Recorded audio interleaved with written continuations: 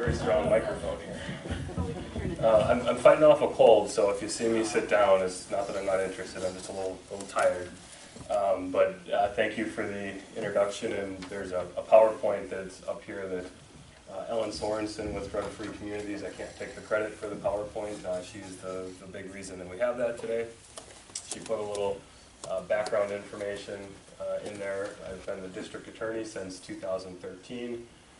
Some of the other organizations that I'm a part of within the community are on there, but I'm excited to be here and talk with you about the opioid coalition that we have and how it's merged with Drug Free Communities. And I'm pretty relaxed and flexible with presentations, so when you have questions, I know we'll have some time at the end, but please feel free to throw them out there. If you want to raise your hand like you're in school, that's fine. Otherwise, just throw it out there.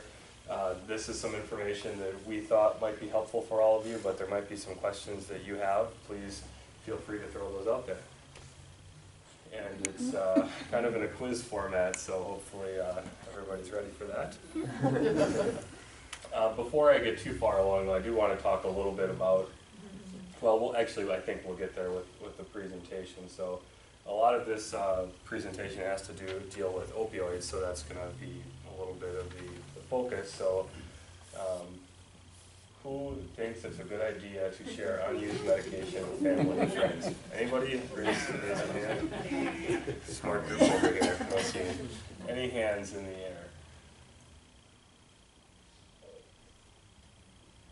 Unfortunately, not everyone is as sharp as this group here, and we do see a lot of medications that are shared, and it obviously has some significant dangers to it. We see sometimes people don't think it's a big deal to give a Vicodin, a hydrocodone, or an oxy to someone.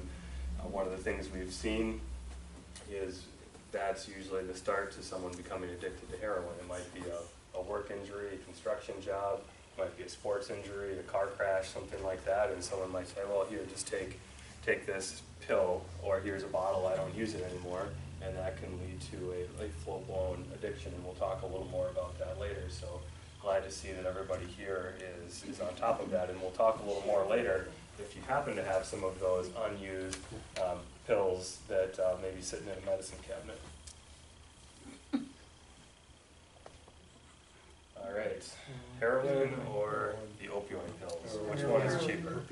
Who thinks the pills are cheaper? Hands up. See a couple. It's all right. Don't be shy. See a couple hands. Some people don't want to raise their hands. So I honestly don't know which survey they pulled for this, but it was easier for people to obtain heroin than opioids, and that's kind of flipped over the last, I'd say, 2009 to now.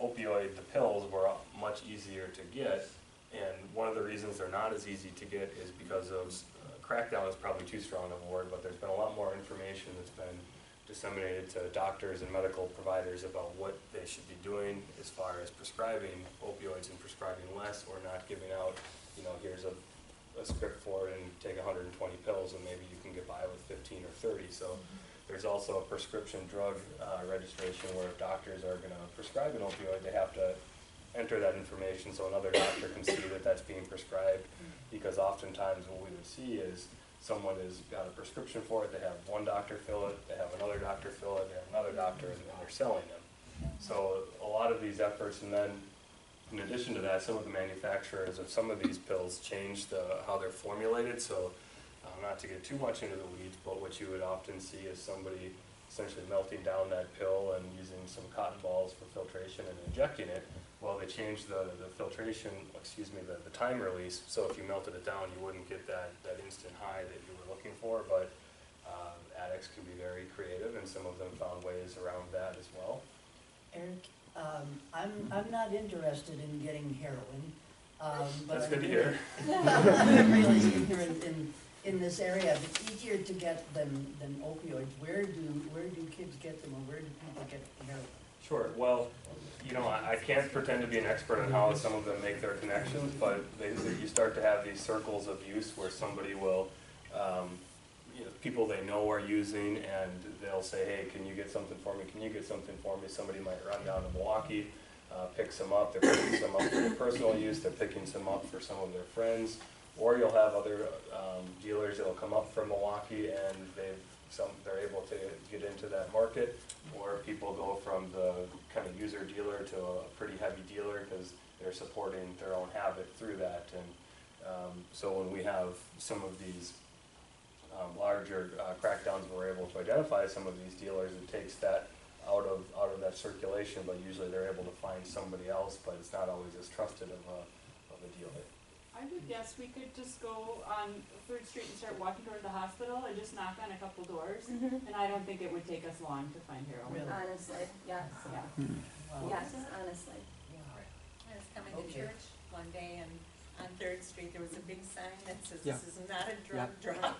Well, yes. Yeah. Oh my goodness. So there's been, Yeah. exactly, there's been a lot of stuff going on there, I'm sure. So Yeah. who, Between here and. how do you all, does anyone know how heroin is packaged when someone might buy it? Anybody have tinfoil in the house? Tinfoil? Yeah, hands in the air. Who's got tinfoil? Everybody's hand. So you're all drug dealers now. So a lot of times, and you might have a family member or a relative, and you've got just a little, like a bindle, like just a small piece of tinfoil, and you might not think much of it. You might see a cotton ball, and you don't think much of that. And you might see something like that just laying around. Well, those can be considered drug paraphernalia. The heroin is often packaged in the tinfoil, and the cotton ball is the filtration device that they'll use. They'll often say you find a spoon and it's got a little charred bottom and a lighter on it. Well, that spoon is used to heat it up, melt it down. The cotton ball is the filtration. The needle goes in, they have tourniquet, and they inject it. So some of those common household items that we might often see and not think anything about, but it's good for folks to be aware of those, that if it's a family member, a friend, a relative, because I'm sure some of you in the room know someone that's been impacted by this, and it's good to know what to look for, that if you see it, you may be able to help intervene before it's too late or before the addiction really is full blown.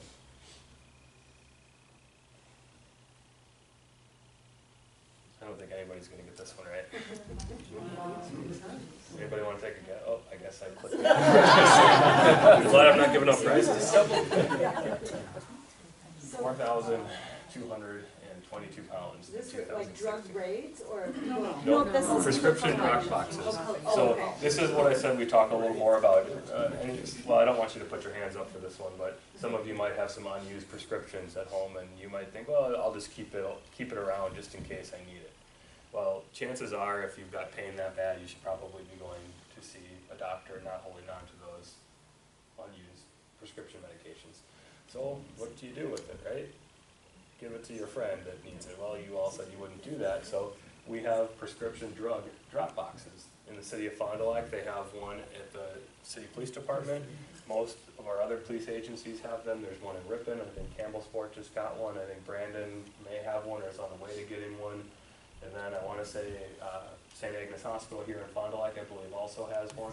And so the one thing I really have to give drug-free communities, they were on top of this years and years and years ago before this was the thing to do, and addressing these prescription medications. And we've got some really great people in our community that have had an eye on this, and that does make a very big difference. And some of you might be in the process of selling a home in the future, and a lot of us keep our prescription medications in those medicine cabinets. Well, addicts know that. Open house. It's good to get rid of them. Or you have a party at your house and your friends are bringing friends. You don't Yep. know. And it's a good point. Another, you may have a good friend of yours, and they could have a son, a daughter, a relative that's battling that addiction, and could be somebody in the neighborhood, and they learn that you may have some of that medication. It might be that you've got a broken leg, a broken arm, you're on crutches, whatever it might be. You need to make sure you're securing those medications so that you're not having, excuse me, somebody breaking in. What is that? Can I just say, Yes. you should not flush it down the toilet. I would take it to the prescription drug. Right, no, I'm just saying that a lot of people will say, oh, I just flush it. Mhm. Don't Yeah, flush it's it. bad for the environment. Right. About the 2 tons, I was at the police station once when they were emptying that thing. Yep. They use a shovel Mm-hmm. to take it off. And then what do they do? I think they turn it over to, they might turn it over to the DEA at one point, otherwise I think the state of Wisconsin helps with destruction of the, yeah. Got another hand up, I think, somewhere, so you can see on the 2017 numbers, we're on pace to beat the number from last year, which everybody can have their own opinion if that's good or bad. I think it's good that we're taking those numbers off the streets. And this isn't to say that every single pound of that is an opioid. It can be other random medications as well. So I don't want you to leave here thinking that's all opioid medication. They don't always break it down into the specifics. Says a lot about all the drugs we take if Mhm. that's what's Well, being discarded. You know, when you're prescribed an opioid, now they have a medication for opioid-induced constipation. So you can give you a medication, give you another medication, and one of the other, is anybody here familiar with methadone or Suboxone? See some hands in the air. So there are some good uses to that, and then sometimes, this is just my perspective, so take it for what it is, because some of you may have a different perspective, but I'm not a big fan of them. We've got a pregnant mother, certainly something that we want to make sure that unborn child is going to be safe, but who here thinks if you've got an alcoholic and they're drinking a case of beer a day that it might be a good idea to take that case of beer away from them? Anybody think that's a good idea? See some heads nodding vigorously. Well, who thinks it would be a good idea to substitute that case of beer with a shot of vodka instead? And then once they get some tolerance to that shot of vodka, we give them another shot and another shot. Well, that's kind of what methadone and Suboxone do, is you're replacing one opioid with another. And we'll get to actually one of the other drugs that I actually think is a good drug that we can use to help combat this addiction, and I'll explain But why. it's still used, right? I'm sorry? Methadone is still Yeah. used? We have a methadone clinic here in Fond du Lac, and I've heard that they are looking to expand. We're seeing these drugs sold on the streets as well. They're oftentimes abused. We had a pretty significant fatal car crash, I think it was last year, where the operator, there's a pickup truck that was stopped to turn left. Vehicle came in behind, plowed into that pickup truck, pushed into the lane of traffic. Another vehicle was coming, hit that truck, and the woman in that vehicle died. The woman who caused the crash was found guilty at a jury trial, and she had methadone in her system. And the hurdle from a prosecution standpoint is they have ranges where it could be, this is toxic, this is lethal, and this is what they would call therapeutic. Well, every single one of those ranges overlaps at some point. So you have to look at how somebody is prescribed that medication, and what you can see is their tolerance gets up, up, up, up, up. And so for somebody, what they're taking could be toxic, but for them, that's therapeutic because their tolerance has gone up. And that's what we're seeing with these types of drugs, is you build up those tolerances, and they're supposed to wean you off on, I think, about 18 months to maybe 2 years, but there's not much of an incentive for some folks to want to get off of that, and it seems to me that there's probably a lot of money going on in there, but that's just my guess, because I haven't seen the numbers, so I could be completely wrong on that, and these doctors and clinics aren't making that much money, but I suspect they are. The pharmaceuticals are making money. Area businesses, you think they have a problem hiring people? Yes. Yes. You're right, they do. We see just some things that I see in my job. We'll have plenty of folks that maybe get a job at Mercury. It's a common place to get a job. Alliance Laundry is another common one. And oftentimes, folks are losing those jobs because they can't pass their drug tests. And some of these numbers are quite sad. We've seen, seem like a smart group, you've probably seen in Wisconsin the unemployment rates are going down, but some businesses are having trouble finding qualified candidates, and part of it is the reason we're talking about right here.